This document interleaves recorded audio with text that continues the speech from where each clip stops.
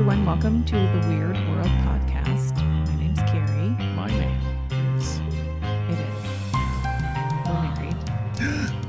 For people who haven't been here, it has come to our attention. Somebody listened to the podcast and said, "Who is that lady that you're doing a podcast with?" Yeah, the wife. I didn't say the wife. I said my wife. Well, because I don't live in the 19th century. Well, this is going to be a weird bit. Yes. No, it's not going to be a weird bit. Some weird news, Carrie. Oh. Weird news. Same thing. Weird. No, it's for sure 100% Weird not the same news thing. is a subset of weird bit. Absolutely not. Oh. Not even a little. Okay. It makes no sense whatsoever.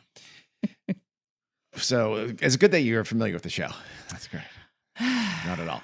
So weird news, as you know, recurringly every few months or so, we pick some items out of the media, out of coverage, and that are strange and unusual and weird. Today I have 6 little stories. We're going to cover some UFO stuff, a couple of tech things, some animals, some nature in a sense. You'll see when we get there. And I guess, for lack of a better term, some kind of outdoor sports. I don't know if that's the right word. We're going to start there with UFOs, namely Area 51. Carrie, what do you know of Area 51? It's where they hide all the evidence of extraterrestrial life. Absolutely. All the alien bodies, all the UFO wreckage. Are the alien bodies supposed to be there? Yeah, they probably are. They're supposedly right at Patterson Air Base, and they were collected from New Mexico. Have they found their way to Area 51? I know it's where the allegations are, the conspiracy theories are that's where they have like retro engineered alien craft, things like that. So they have, and that's why we have, because that's where we're all flying between interstellar universes. Oh, wait, that's right. We're not doing any of those things that alien aircraft can do. I think it's called reverse engineer. There we go. Not retro engineer. Now it's called a retro engineer. I have that kind of power. So Area 51 is something, by the way, we have not covered that as an episode. I started to research it, and I realized quickly it's actually not that interesting. I mean, what I just said pretty much tells the story. There's a lot of people, at every alien or UFO convention, you'll find lots of people talking about Area 51. There's absolutely no evidence whatsoever that anything of the sort that is said to have happened. And there's really great reasons why it. But I have a question. Yes. Area 51 is an actual place. It's an actual place. It's a federal facility. It's a huge base in the middle of Nevada. So it's just an air base. It's not an air base so much. It is a place where, well, yes, I guess it is, but it's also a place where they do. It's the very secret area. Nothing can fly over it. Satellites can't take pictures of it and things like that. But isn't that true of almost every military? Especially this one, because this one really is top secret. Because Area 51 is where they developed and flew and first tested some of our most secret craft. Okay. The stealth bombers and the stealth fighters. I believe the Blackbird, which was a spy plane, a very high altitude spy plane, things like that. So they really were doing very secret, top secret things. Yeah. And which we need. Which, of course, we do. Yeah. It's national security.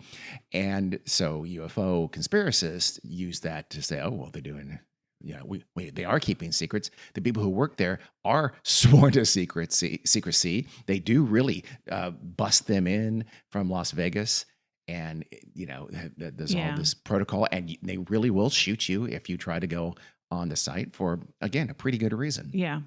So all those things that UFO enthusiasts have twisted into some UFO conspiracy, you don't need that. It's unnecessary. And so this actually kind of, the story I'm going to talk about right now actually speaks to that, because it turns out there's a group called the All Domain Anomaly Resolution Office, ARO, which I've talked about a little bit in the past. Is the fairly new UFO. It's the Department of Defense of the United States government that is looking into what we now call UAPs, unidentified aerial phenomena.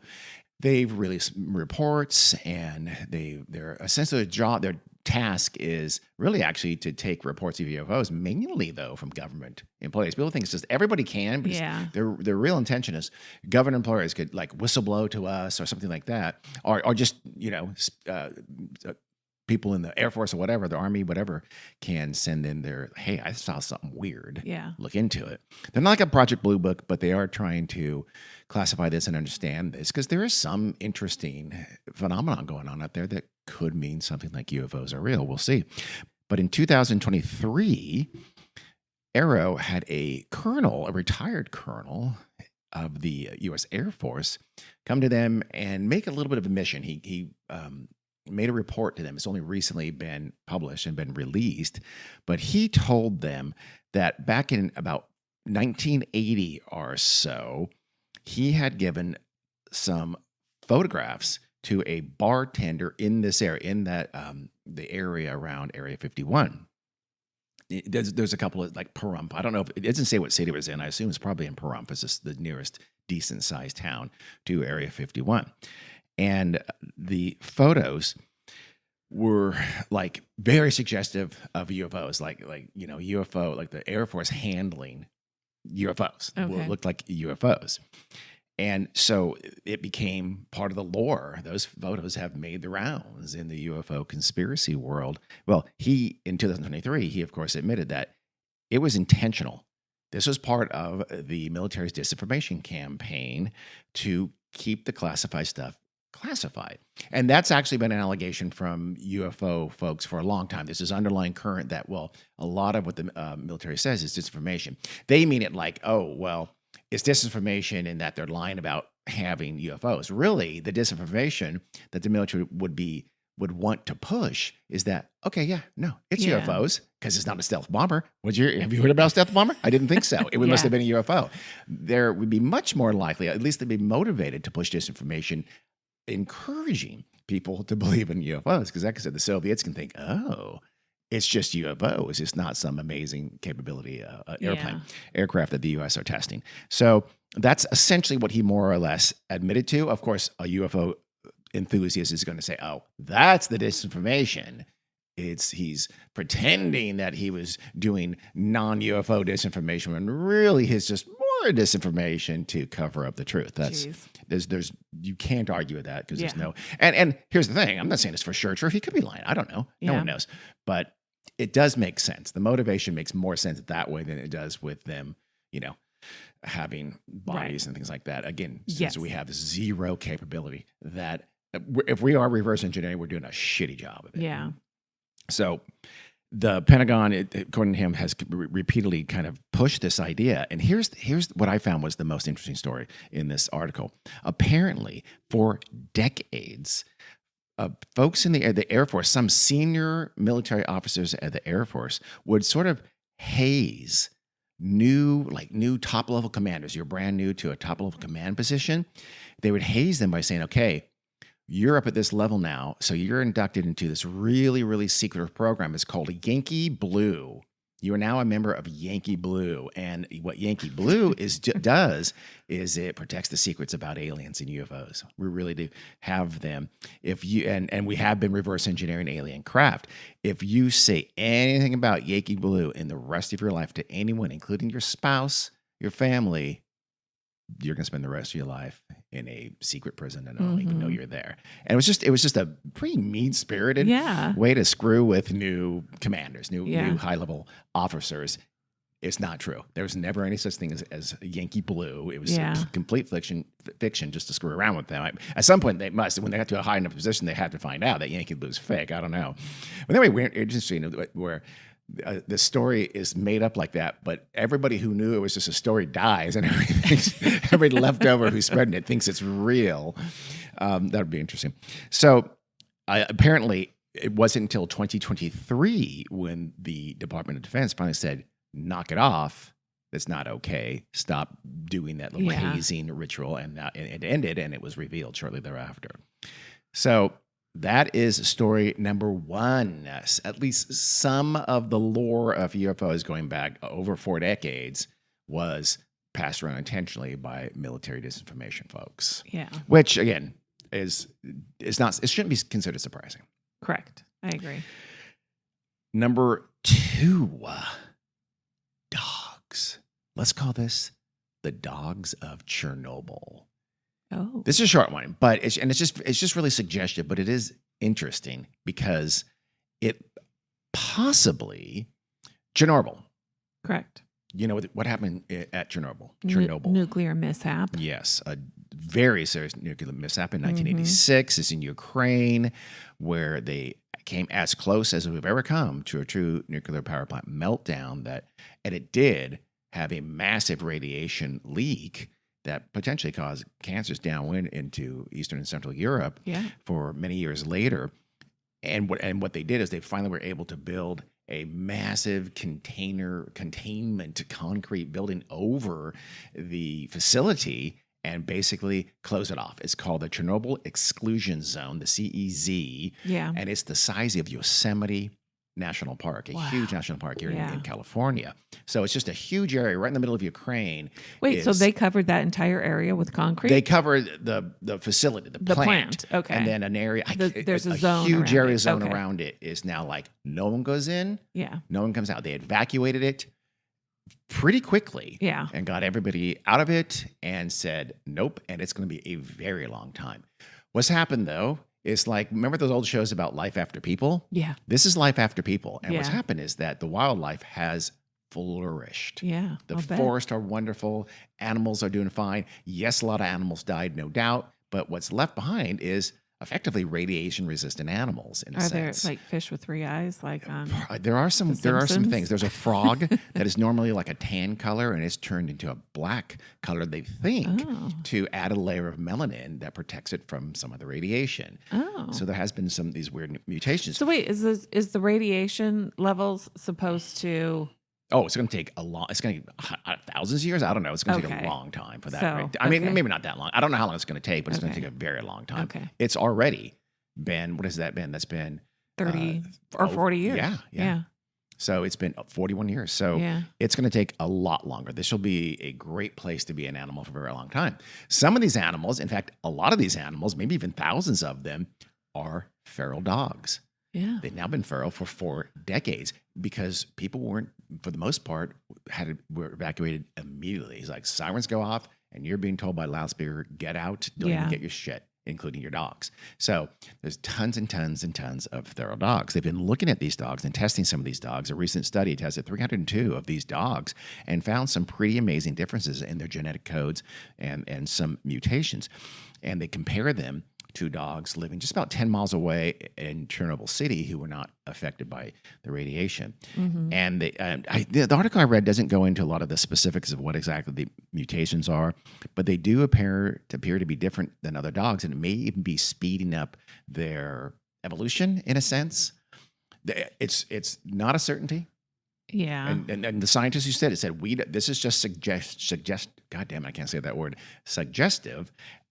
We don't know for certain, but it certainly is intriguing and worth a lot more investigation to see what's going on with these dogs. And will they be different? Yeah. Will Chernobyl dogs be different than other dogs right from the immediate area? It does make sense that radiation would affect the evolutionary process because it's just genetic mutation, right? Yes. So if radiation causes genetic mutation, then that's going to happen at an accelerated rate. And I would think. What appears to be the most obvious genetic change is that they're more resistant to radiation. Yeah. That's because these dogs lived. These are the ones that lived. Yeah. And so they reproduced and passing that along to their progeny. So it does appear that at the very least they are, and that would be a sort of a speed up in their evolution in a sense. Yeah. They're a little more radiation resistant than the other dogs in the area. It's interesting. Yeah, it is.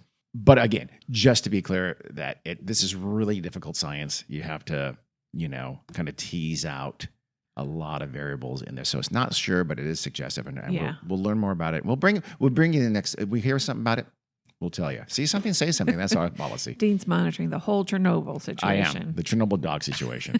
Big fan of dogs. This is what an interesting kind of thing.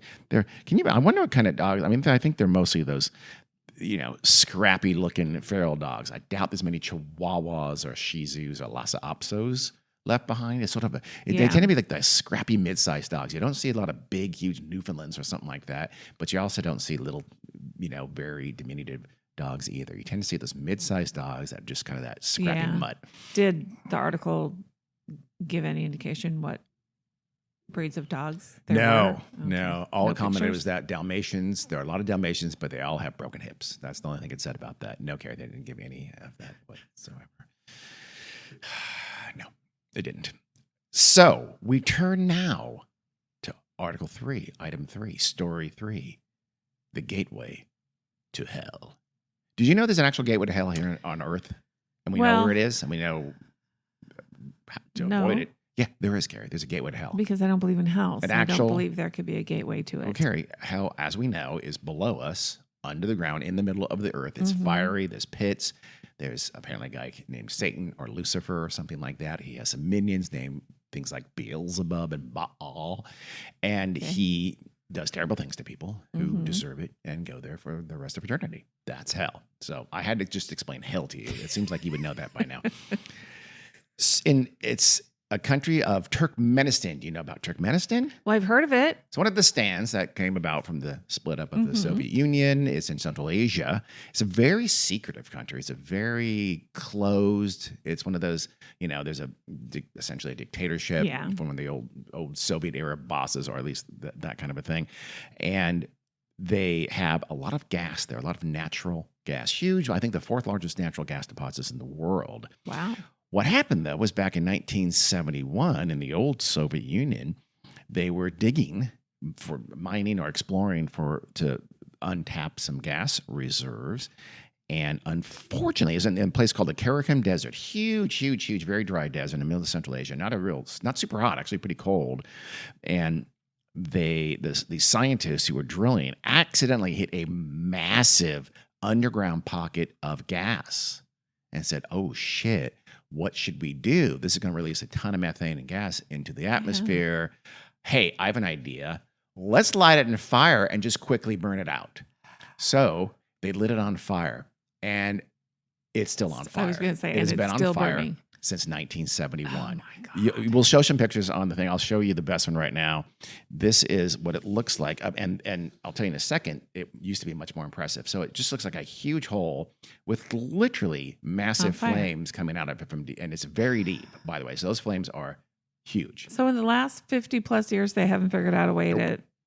There's just no way. It's continuously burning actual natural gas. There's no way you can put this out. Think it's gigantic. Here's a shot from an airplane of it. It's very circular in shape. It's huge. And this article, unfortunately, didn't say what's the diameter. Yeah, it's hard to massive, tell from that picture. Yeah, it's a giant hole in the ground has huge natural gas deposits flowing into it. It got ignited. It's never going to unignite. It has to wear out. Finally, it is dissipating, and it's starting to wind down. These 55 or whatever years later is finally. Here's a quote from a director of the state-owned energy company in Turkmenistan. She said, "Whereas before a huge glow from the blaze was visible from several kilometers away, hence the name Gateway to Hell, today only a faint source of combustion remains." So it's gotten a lot better. It is and has been and still is the single most important and visited tourist attraction in the entire country of Turkmenistan. Yeah. I would absolutely want to go there. I'm sure it's not easy to get to. See a fire? Yes, Carrie. Here's another picture of it. And again, we'll put these on our social media and website. And that's just a little chunk of it. That's just a little portion of it. So it's just think what you exactly would think of. Huge hole, flames here and there, flames all up and down, and little pockets of flame, not just one big fireball, but little pockets of flame just everywhere throughout this hole. And keep in mind, that's small potatoes compared to what it used to be before it started to wind its way down. It is, by the way, the world's biggest emitter of methane through gas leaks. Turkmenistan is really bad at what they do. They have all this gas. Clearly. They lose it. No, and even to this day, they're the world's worst in terms of having accidental methane gas leaks. And of course, methane is a huge contributor to global warming. So thanks a lot, Turkmenistan. I'm glad your gate to hell is finally, what did I say, highway to hell? Yeah. I meant gate to hell. Your gate to hell is finally winding down, but still, bros, take care of shit. Methane gas is why we're not supposed to put our food waste in with the regular trash anymore. Oh, because it emits methane as it combusts or as it decomposes? When it just goes to the regular landfill. Oh, that's makes why me feel in California there's terrible. a law now. You have to separate it out Good luck with that. and put it with your green waste to be composted. Probably 0.5% of people would be my rough estimate for people who are doing that. Mm-hmm. Causes bugs, Gary, as you know. So, story number 4. Mount Fuji. What do you know about Mount Fuji? Nothing. You don't know anything? Well, yeah, you do. Where is Mount Fuji? Japan. Then you know something about Mount Fuji. And it's a big mountain. Does it have snow on the cone, the top? I think so. Of course it does. It's an iconic image. Carries with perfect cone-shaped mountain, snow on the top for a little while longer. Who knows how long that's going to last? And it's, one of the biggest tourist attraction in Japan. People who climb Mount Fuji. The thing is, it's over 10,000 feet. And it's, in fact, it's well over 10,000 feet. There's a station as high as 10,170 feet on the side of Mount Fuji. You have to pay a little fee and you can climb up it. It's not as easy as you think, though. It's a tough climb. It's not just a steep walk. Yeah. It's a difficult climb. I don't think you have to have I don't know, to be honest with you, like crampons and speed linking. That's not it. That's cave. But you know what I mean? Yeah, special gear. I think you do, but I'm not positive 100% on that. Maybe you do. Anybody knows about Mount Fuji? I've climbed it. Tell us what kind of gear you need. Ours is like you grab onto a rope, a huge railing, and just kind of pull yourself up a little bit. A climber recently, this is from late April, a climber got a little sick. He wasn't feeling well. He was found writhing on the ground with some abrasions around him by a couple of other climbers, and they reported him to the authorities and said, hey, there's a climber up there. He's in a lot of distress. So they went, and the authorities went and rescued him. And he appeared that he had pretty significant altitude sickness. It wasn't life-threatening, but he was in a lot of trouble. They got a stretcher. They got up there at the there's a station called along the Fujinomiya Trail. I just want to throw out some Japanese words. That's why I said that. And they, used that station to go get him, bring him down on a stretcher. And that was on April 27th. He may have looked familiar to some of the people there because it turns out they had rescued this guy 5 days earlier on April 22nd. That same climber had been climbing Mount Fuji. And again, other climbers saw that he was in distress and they called the police, and he had been airlifted. Wow. That first time he was actually airlifted off of near the peak of Mount Fuji because he had lost his crampons and he couldn't get his way down. So I guess you those are the things you apply to your feet. Oh, okay. And so there is some special gear that's needed. I just kind of already answered that question from earlier. But I think I did know you needed those. But I don't know if you're going up sheer faces with ropes and things you pound into the wall or not. Yeah. I need to know that. So, but these make it a lot easier to walk on ice and snow. So he had lost those, and he was just not going to be able to get down. He started feeling sick again. He started getting nauseous. So that first time 5 days ago, he had to have been rescued and lifted down. So you might be wondering, why did this guy go back 5 days later after having a pretty bad experience there and losing his crampons? Do you wonder that? I did. He really wanted to climb Mount Fuji. Yeah, maybe. But you know why else? Why? His crampons were not the only thing he lost. He also had lost his cell phone.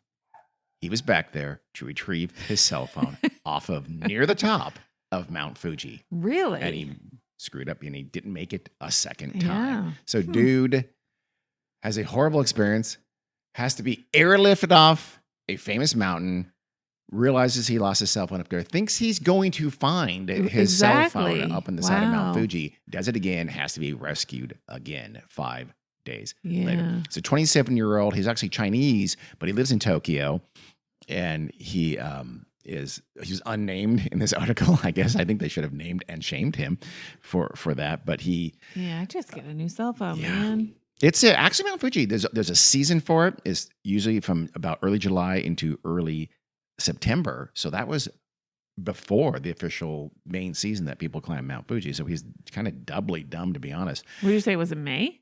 It was in late April. Oh, April. So he did it way too early. Yeah.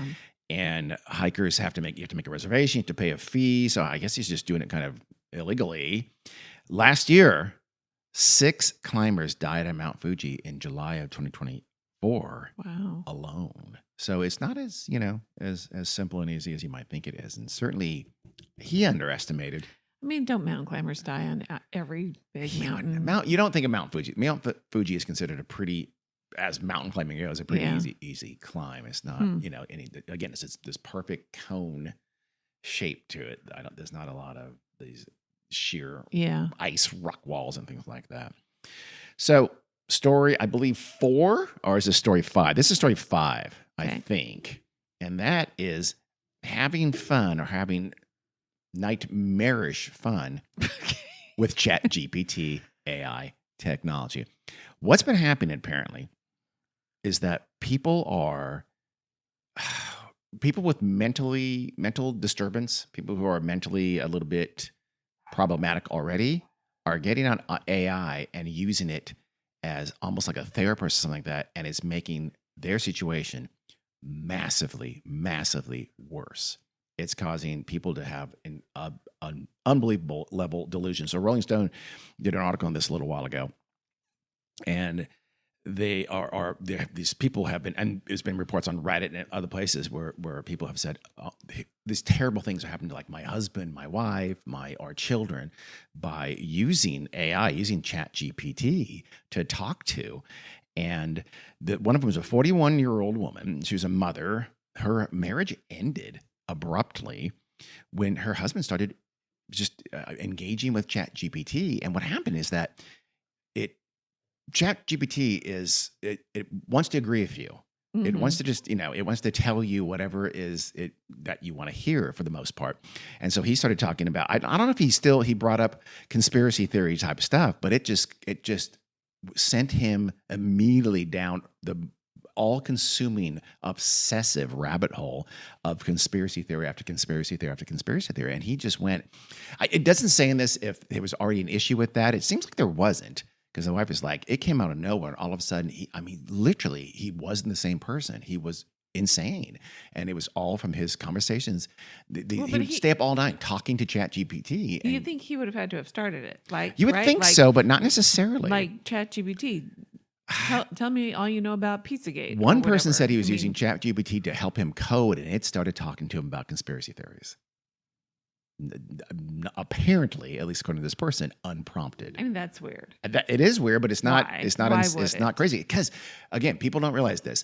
All ChatGPT does is trained on large language models. That's what it means. And the main thing it was trained on is everything out there on the internet. The internet is dominated by bullshit.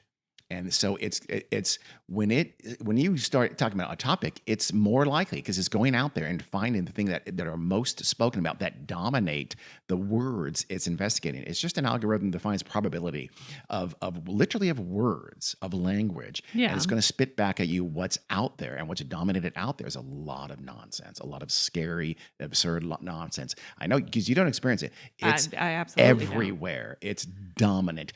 The internet used to be porn. Yeah. Now it's conspiracy theories. Mine's all crocheting and puppies.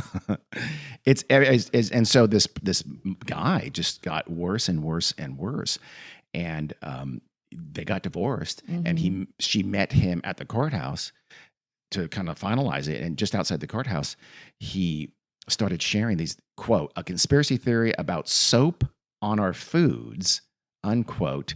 And he's this paranoid thing that he was being watched. Like, hey, right now they're watching me. Yeah. They know I know too much. Can you imagine your husband, your spouse, believing that kind of stuff? I mean, you're not the same person. Quote, he became emotional about the messages and would cry to me as he read them out loud. There's a message that ChatGPT is making up and telling him. The messages were insane and just saying a bunch of spiritual jargon, end quote. And the AI kept calling her husband a, quote, spiral star child and, quote, river walker. This is AI and saying you're a spiral star child and you're a river walker. Yeah, dude. And if my husband started believing those things that was from ChatGPT, you would be, and I would take you to see a psychiatrist. I hope so. Yeah. But you would not be in charge of your own decisions from that point on.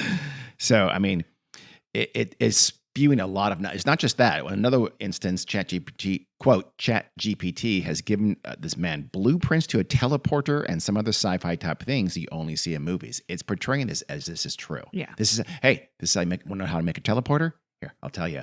Remember, you're having conversations with this. These Yeah. people are having in-depth, hours and hours and hours long conversations of going back and forth, and ChatGPT is telling them, dangerous nonsense as if true, and leading them by the hand into more and more dangerous nonsense. We need to lose our access to the internet.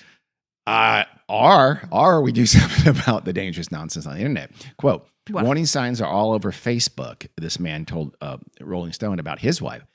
She has changed her whole life to be a spiritual advisor, and she's doing these weird readings and sessions with people. I'm a little fuzzy on what it actually is, all powered by ChatGPT Jesus, end quote. Wow. So this man's wife has become this, health, wellness guru nonsense, spouting nonsense. Of course, that can be, that's, Robert Kennedy, his main right-hand man, the guy he put in charge as the Surgeon General. That's what they do. Those two people, they're called the means. It's just a brother and a sister, and they're awful, awful grifters. And they are essentially, that's the kind of thing they do. There's all these companies out there. We're going to do an episode one of these days on wellness nonsense, but the word wellness has now become, it's synonymous with grift, literally in virtually every situation. And they do spout a lot of just ridiculous. Yeah. There's jargon that's very spiritual, but not religious. It's that kind of thing. Mm-hmm. Or if it's religious, if you want to be, if you can make money off doing that. So, but that's the problem.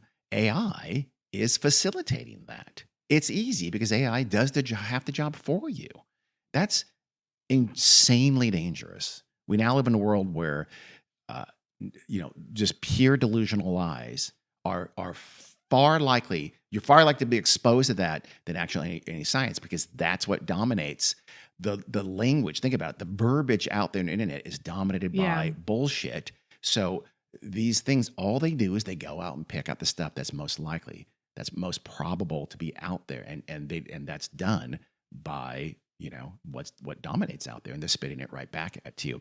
One of the things I remember this when this happened. ChatGPT, the OpenAI's version of it. There's lots of different AIs. I'm sure they all do it. But ChatGPT had to actually pull back an update because users noticed it was becoming sycophant. Oh, you're so great. Oh, you're right. Yeah. You're right. You're right, buddy. Oh, you're so fantastic. Oh, you're so smart. It was like, what's going on? ChatGPT, are you into me?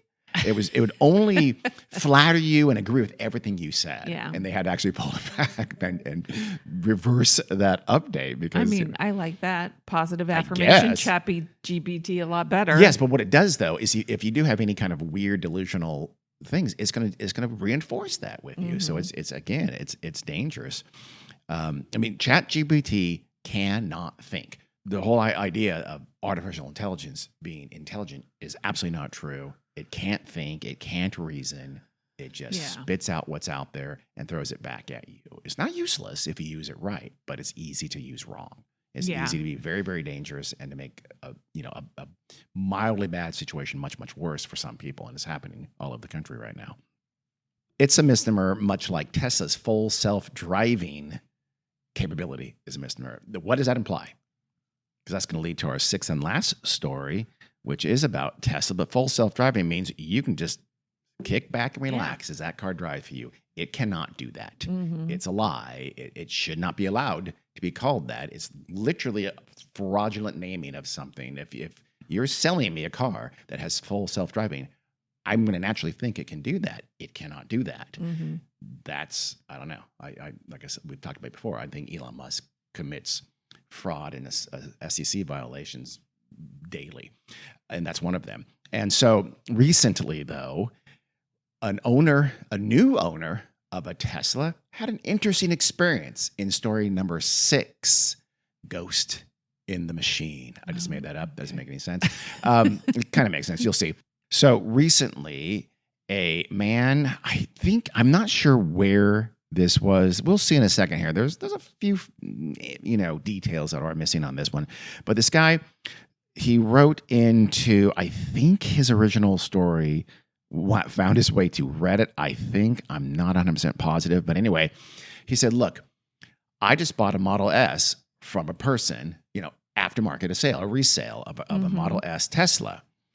And he said that he had a very unusual experience because 2 days after buying that car from this guy, the Model S, the previous owner locked it into valet mode. And now valet mode is a password protected mode in a Tesla that essentially lets you kind of do a lot of things with it. Open the trunk, turn on the AC, start it, stop it, a lot of things like that. Yeah. And because Teslas are in contact via the internet, via data to you, the driver. You have an app that control it. Just like we have one in our car recently. And so, which is not a Tesla. And will never be a Tesla. But they also are, of course, controlled by Tesla. Yeah. That doesn't enter here, but that's just, keep that in the back of your head. So what this dude did, for apparently no reason, the former owner, he started just blasting the air conditioning. He says he'd turn it down to like 60 degrees when he parked it. He worked at an office, and he'd park it and he'd drive it to work, and he'd get into the car, and the battery was half of it was drained, and it would be freezing cold inside the car. And it's like, what the hell's going on? So apparently 2 days later, he found out he hadn't unbound it. I guess there's a process to unbind it or something. And this guy said, I didn't even know there's a thing. So I didn't know to ask that. This is my first time I ever had a Tesla. And he discovers this 2 days in, decides to turn the AC. And then for the next 5 days, he does it every single day. He would turn on the air conditioning, at the same time run the heat seaters, the seat heaters, sorry. And he would unlock it and lock it. He would drop the speed limit to 50 miles an hour, so it couldn't go any faster to 50 miles an hour. I didn't know that is a thing. So you can tell your Tesla, don't go more than 50 miles an hour? I think a lot of Teslas have that setting on them. That doesn't seem like a good thing. There are Teslas they're just like, why are they so slow? Maybe that's why. It's like, I don't know how to fix it. Not go any faster. I didn't do it. Maybe it was in a hostage situation like this guy was. He would unlock and lock his trunk and his glove box, just completely messing with him for apparently no reason. You never find out from the story. Did you piss him off? I don't know. Just like he realized, hey, I can still control my old car. And he decided to do it because he's a dick. So the guy was like trying to get the paperwork to transfer proof of ownership, but Tesla said, no, you have to get the order via Tesla support. You have to get your registration and send them a physical registration, and then they can do it. Which takes a while to get that. It takes time. Yeah. In this case, it's going to take almost 2 weeks. Yeah. So in the meantime, though, this poor guy he has to charge his battery, and then he's in danger of not getting home if the old owner winds down the battery enough, and he needed it again to get to work. So he thought, okay, maybe what I can do is go to one of those supercharger stations, because I guess he said it had free supercharger. I don't have a Tesla, so I don't 100% know what that means. But apparently you can supercharge it, and then if it's left idling there after it's charged, you still pay money. Right. It collects fees. So he thought, I will mess with him. It's on his, bill, account. So I'm going to he's like asking Reddit, what if I go to a supercharger and do that? And I just rack the fees to force him to stop doing this shit. Yeah. To get back at him. And he goes, I don't know if the fees will be slapped on my account after I do maintain title. I don't think so, but I'm not sure. Otherwise this is not tenable. So he writes back again a little later on the Reddit. He says, no, he keeps messing with me. He's still doing it. So he said, screw it. I went to a supercharger. I started the charging, but set limit to 51%. So I guess, so it only charged 51%. And then he said, and then idle fees started racking up. So if you're a Tesla owner, A, sell your fucking Tesla. B, tell us what that means. And he did that Monday, Tuesday, Thursday, and Friday, racked up about $250 of fees while sitting on idle. So, and the owner noticed this. And then when he left it idling, the owner would open the truck, blast the heater, turn on the seat heaters again, open the sunroof vent, and then start honking the horn repeatedly. He went out and he said he pulled the fuses for the trunk and pulled the leads off the horns. But then he would just flash the lights. That's not as bad. Mm-hmm. But on the Friday of this week, he said he hit the horn for a solid half hour before finally giving up. Yeah. So he's trying to I'll show you then. If you're going to put these idling fees on me, I'll screw with you even more. Finally, he says, today, this is again him writing in Reddit, he says, finally today I guessed valet code, parentheses, 4,551 attempts, kept track, in parentheses. Yeah, we don't believe that. Unlocked it, pulled up maps, got his home address was saved in like his profile. And so he, that included, had his home address. He found the owner's, I guess although he found the owner's name on the Tesla stuff, and he then got his address and his phone number, and that matched the profile name, so he knew he was right. And it says, quote, under his relatives, air quotes, found the second profile name. I don't know what that means completely. So I don't know. I don't know if that means you have another person who drives the car. I'm not sure. Yeah. Like we have two, there's a profile for me on the car and a profile for you on the car. He says, thanks, fast people search, LOL. Again, that's a website. Online, yeah. You Google somebody and it. So he found their addresses, he found their names, and he also found out they own 2 homes, both recently bought. So, quote, so I shot both of them a text message, text now temp number. I don't know what that means. I don't know what that is. As you can see below. He responded shortly after, and what do you know, released the car. Cherry on top, come home and title had arrived same day. I finally got ownership of it. My main question is, how do you buy a car from somebody and not even know their name? Yeah, he would. Did they how do did, this in a? How did you contact him? No phone. There was no phone contact. There was no email contact. 3 a.m. darkened parking structure and only use code names. Yeah, that some doesn't guy make a drove lot up. of Hey, sense. you want to buy this Tesla? I do, as a matter of fact. I mean, okay, here you go. Yeah, that makes no sense. No. You'd know. You wouldn't know his address necessarily, but you'd have to have a phone number. You certainly would have a name. You certainly would exchange paperwork. I would get the address of somebody I was buying a car from. Even there, if they has might to not be want to. DMV paperwork. Yeah, there's certainly you would both be. have to fill out a form. Yeah. So that one. The other thing about me, the one that the blue flag, the red flag for me was you guessed his valet code on 4,558 attempts. First of all, no, you did 4,558 individual attempts to wild ass guess a password code, and you got it in 4,558 attempts. I don't know the probability of that. I'm guessing it's a lot more than 1 in 4,558. It's probably 1 in many millions. So, and also many systems don't let you incorrectly guess a password 5 times, let alone 4,550 whatever times. So I would not be surprised if this is a Reddit bullshit story, a form of creepypasta. I kind of suspect that it probably is. Yeah. But I'm okay with spreading it because it makes Tesla look bad. I'm not going to lie. To me, it sounds like a couple man babies who can't talk to each other about a problem. Well, now, if true, the previous owner is a piece of shit. Yeah, and maybe he just his 4-year-old was playing with his cell phone. I don't think it was 4-year-old, but you know how kids are, just maybe. I don't clicking know. On things. The thing, I guess some people joking, but it's stupid. Some people on Reddit were actually like, "This is actually kind of scary." Here's a quote: "That's concerning because in theory they could just take the car back with the remote start option." End quote. I don't know what that means. You can't remote drive a car back to your own house or something like that. So I don't know what that means. I think you can start it and stop it. You can't drive it around. I wouldn't think so. I'm not sure what that means. We have a remote start on our car. It's just going to start and run for 10 minutes and then turn off. You would have to, I guess what they could have done is gone to that person's house if they knew where he lived, the new owner of that. And obviously they could have easily stolen the car. Quote, personally, I would be. You usually have to have the key on you. Yeah. Well, he may have had the old fob. Who knows? Did he keep a fob? Who knows? Personally, I would be concerned to drive it anywhere with someone having app access. Yes, so would I. Yeah, me know too. For sure. Anybody would.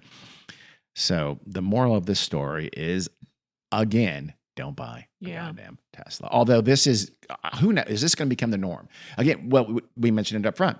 Tesla controls your car. Tesla can disable your car anytime it wants to. And if you don't pay a bill, they have been known to do that. Or for whatever reason, they can mess with you.